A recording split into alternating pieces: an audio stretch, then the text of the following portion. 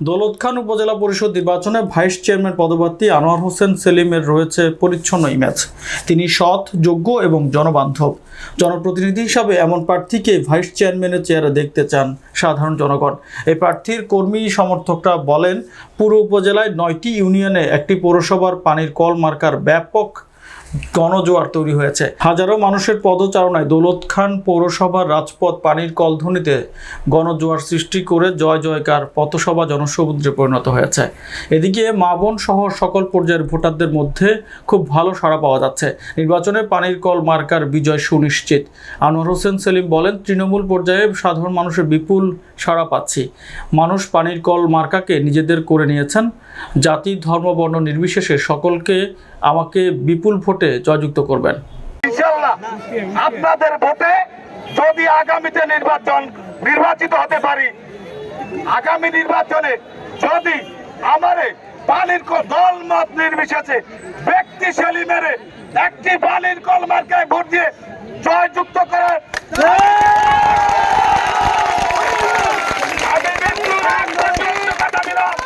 আমি আপনাদের পাশে থাকবো, আপনাদের ভাই হয়ে, আপনাদের বন্ধু হয়ে। আমার কেউ নেই, আমার আপনারা আছেন। আমার কেউ নেই, আমার আপনারা আছেন। আপনারা কোনো অসৎ পথে কোনোদিন যাই নাই। ছাত্র জীবন থেকে আমি দৌলতখান ব্যবসায়ী করতে হবে, কোন একটা চাঁদায় দাবি করি না।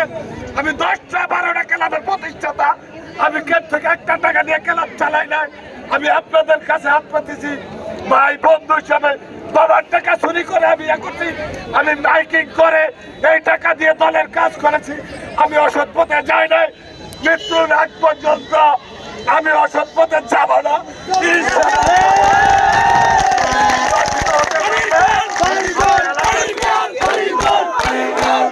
আপনাদের কাছে কৃতজ্ঞতা প্রকাশ করছি। আমার টাকা নাই, নিজ শর্তে নিজ উদ্যোগে যার যার পরিবার লইয়া 21 তারিখে আমার একটা ভোট ভিক্ষা দিবেন।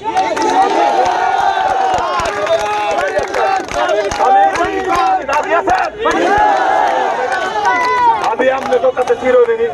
এই বলে আমার সংক্ষিপ্ত বক্তব্য এখানে শেষ করলাম।